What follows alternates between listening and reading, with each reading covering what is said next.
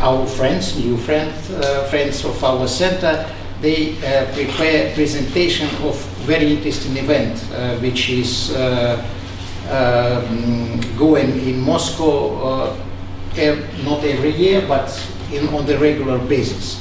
And we also welcome all of you to take part in this, but anyway, it doesn't matter you run or not, but to visit Moscow or St. Petersburg, it would be great fun and it would be very interesting to you.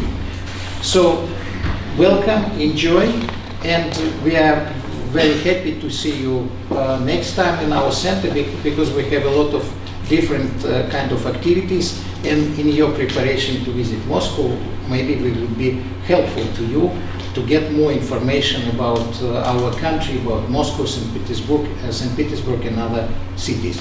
So, enjoy. Thank you.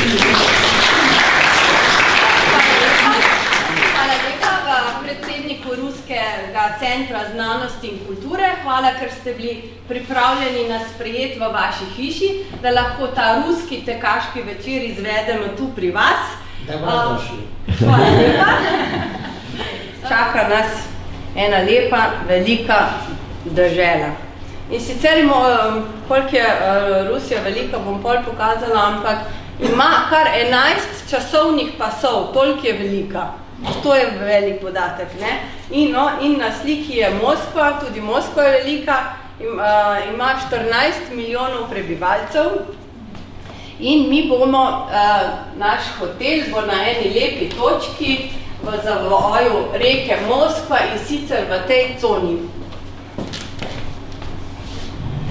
In blizu Arbat, ulice Arbat, ki je ena od najstarejših ulic v Moskvi, kar iz 15. stoletja, prva peš ulica v celi Rusiji, ki je bogata cona, tako da imamo dobro pozicijo. Evo, to je Arbat Street, ki se začne z Arbatskaja plac in se konča 1 kilometer južneje in je pa približno 800 metrov od Kremlina. Tako da pozicija našega hotela v Moskvi je res fajn. Evo, tako izgleda ta Arbat Street, poln je umetnikov, slikarjev, glasbenikov, trgovska ulica, polna, da lokacija hotela je simpatična, kup muzejev je na njej, med drugim je to recimo Puškinov muzej na Arbat Streetu. Evo, in to pa je že naš maraton. In sicer štartamo tukaj, se slabo vidi, ampak tečemo ob reki Moskvi in po poti bomo videli res en kup neverjetno veličastnih stavb. Če gremo, imajo tak lep prikaz, kaj vse vidimo. Tukaj imam še napisane štartnine, koliko stanejo. Je moskovski maraton je eden od najcenejših velikih maratonov. Sodelovalo bo kar 13,000 tekačev, to je res velik maraton. No in mi se bomo skušali prijaviti do 31. maja in do takrat je cena 26 €. Za to ceno pa dobimo tudi kvalitetno majčko Adidas in pa maraton in še en obrok po teku. Pa poglejmo, kako izgleda razstavišče.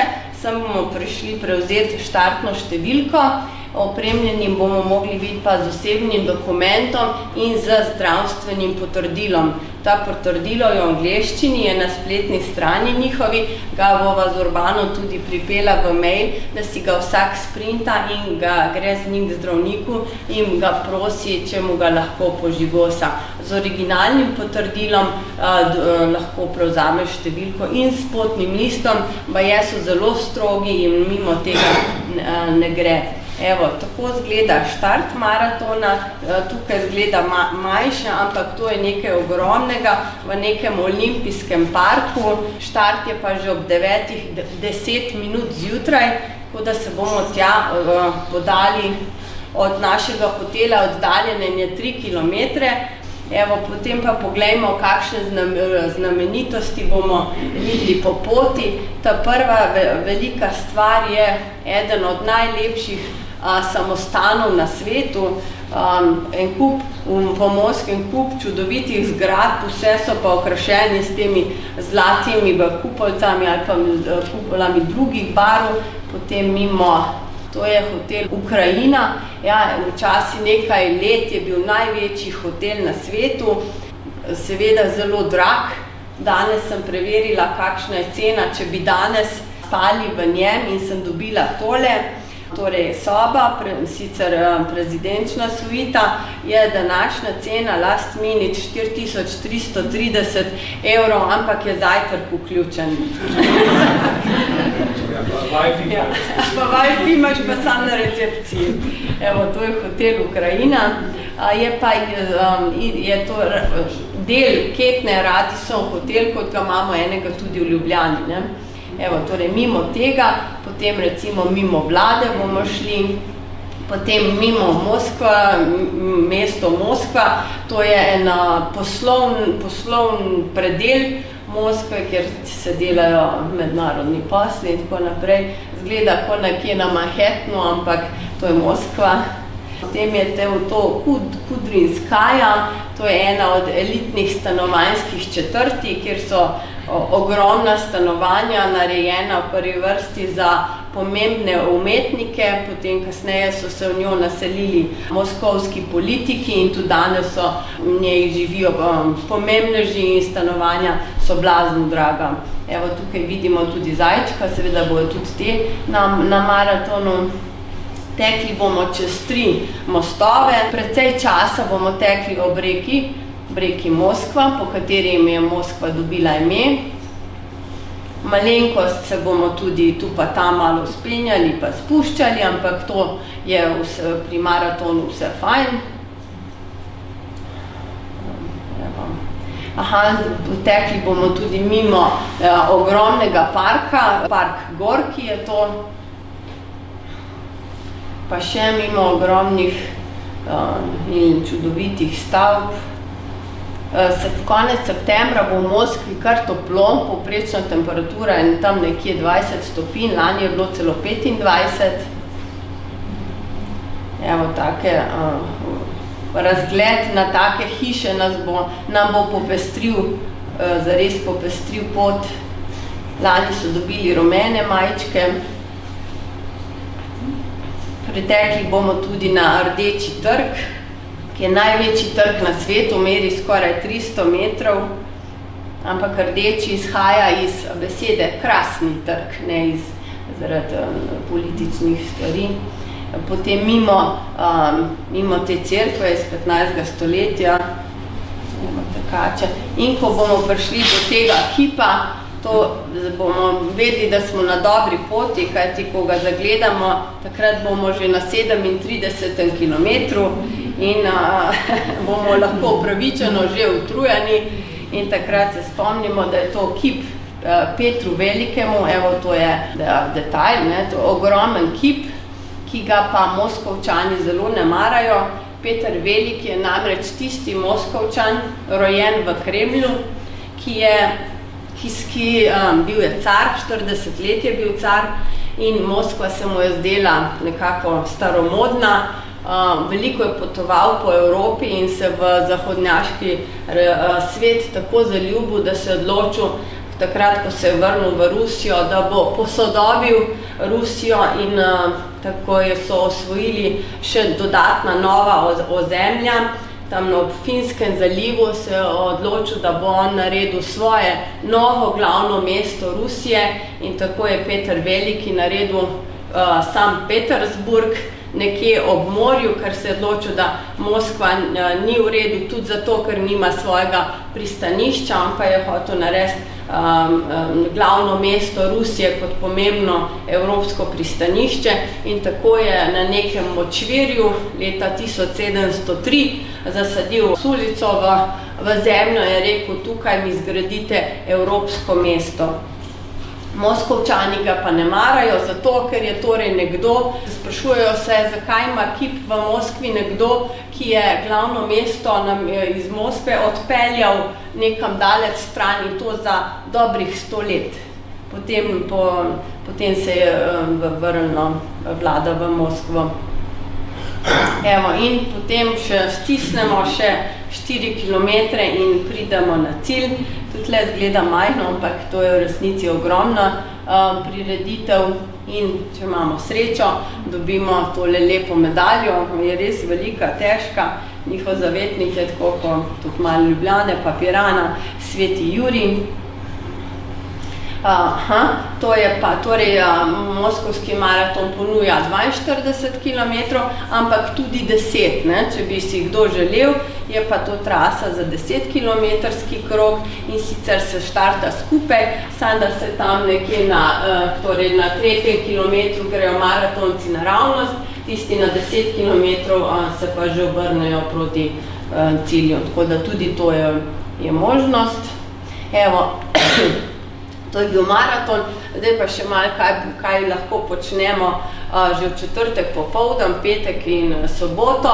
Kot je predlagal Dušan, je ena od variant, da si privoščimo tale avtobusek, s katerim, ker jaz sem tudi nagnjena k temu, da hočem si ogledati vse peš, ampak to v Moskvi, sploh pred maratonom, pa je res ni pametna ideja, tako da je dobro si kupiti karto za ta avtobuse, ki stane 13 € približno, ki te pelje pred tem mnogo znamenitosti, greš dol, si ogledaš, kar želiš in potem počakaš naslednjega, ki te pripelje do naslednje zanimive točke in vmes malo prišparaš svoje noge.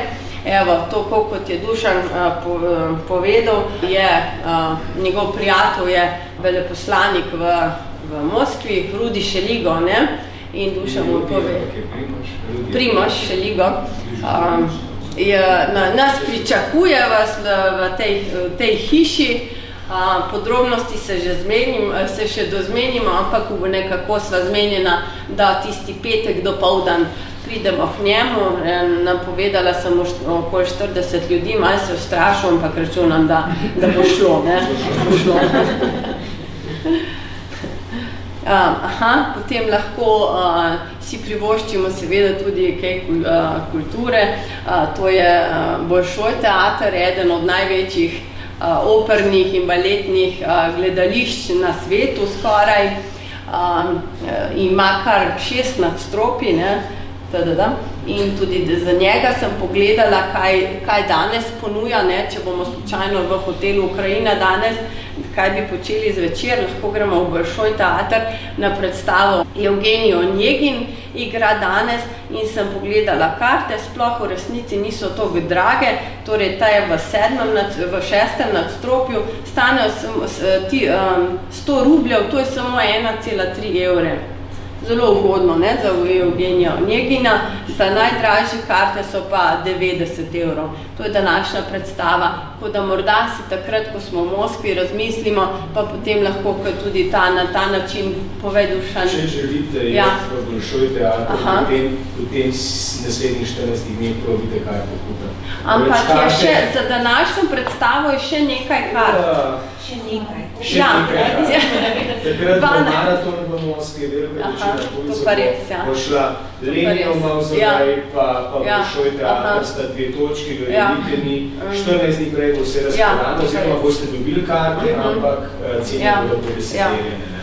Pa res, torej, če bi kdo si želel videti, doživeti to, se da vse prek interneta, vsako stvar se ti odpre seveda najprej v ruščini, ampak pol klikneš, prosim, v angleščini in dobiš tako da razumeš, ne. Evo, potem druga ideja je, da si gremo v kakšno gostilno, naprimer tak je po TripAdvisorju bila lani najboljša v Moskvi, in sicer to je Puškin kafe. Tudi tle sem malo preverila cene, so kar solidne, no, recimo 10 € za eno glavno jed, ni poceni, ampak ni tako strašno dragoče, je to res najlepša gostilna v Moskvi.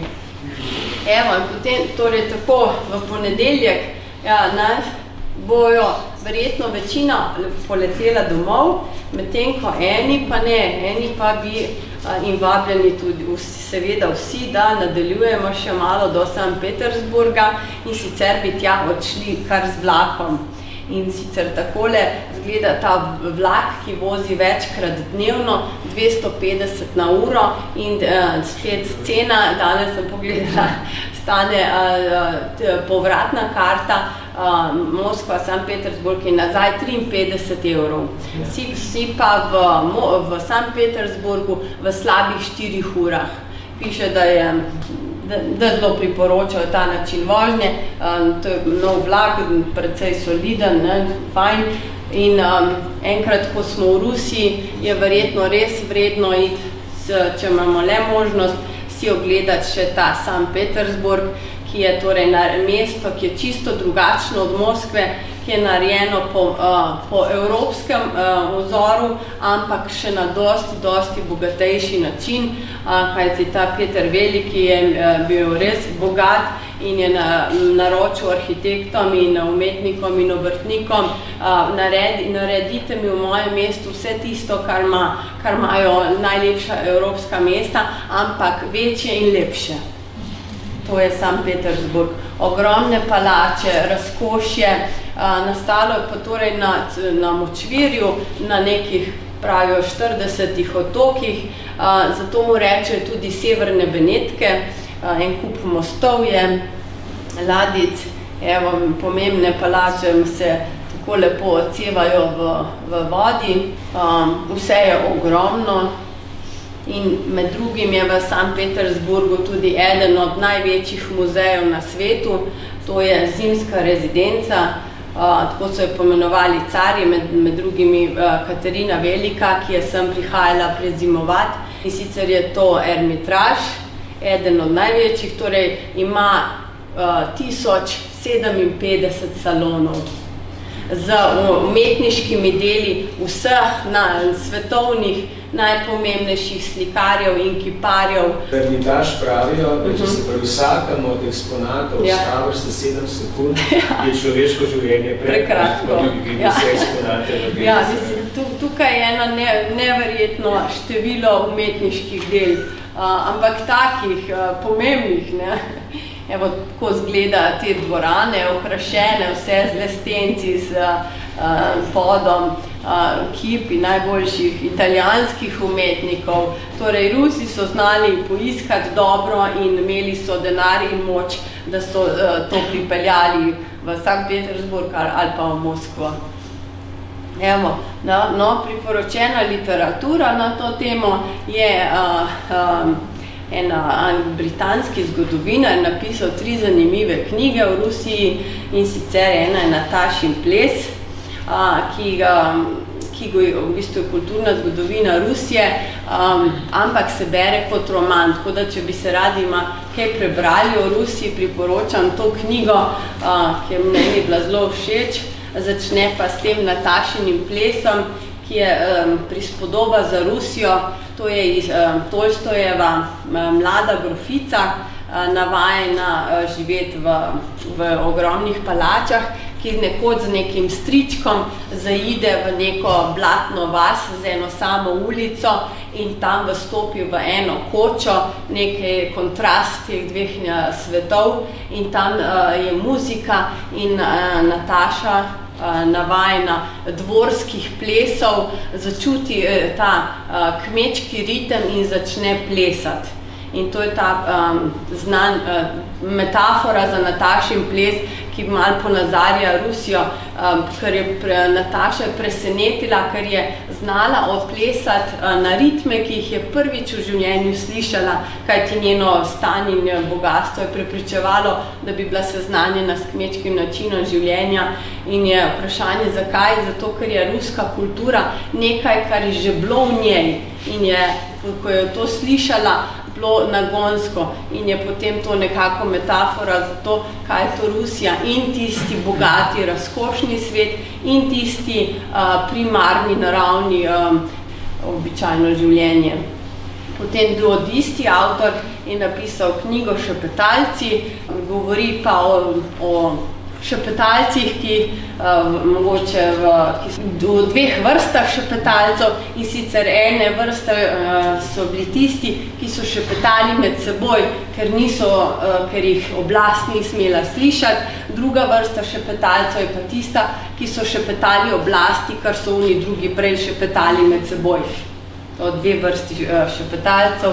In pa še tragedija ljudstva, ruska revolucija, mogoče najtežja od teh treh, ki govorijo o enem konkretnem obdobju.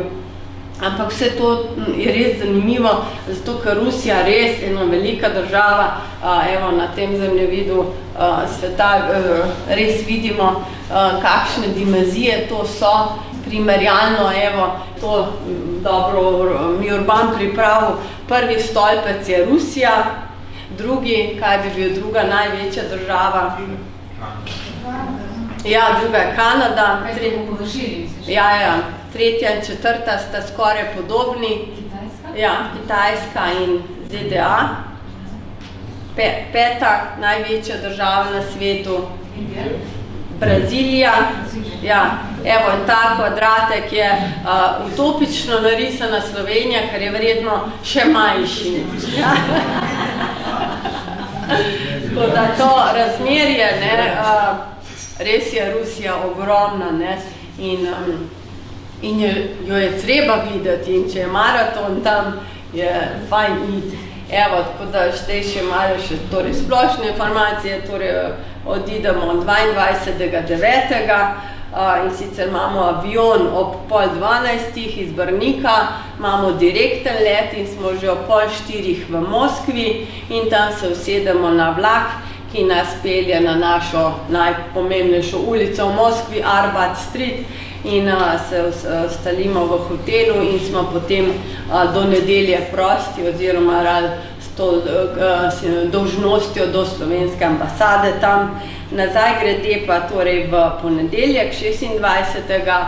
ob 5:30 popoldan in ob 6:30 smo že v Ljubljani, razen tisti, ki gremo v ponedeljek pa prav tako zapustimo Moskvo, ampak se usedemo na vlak in gremo v Sankt Petersburg in odletimo domov v četrtek, verjetno ob isti uri.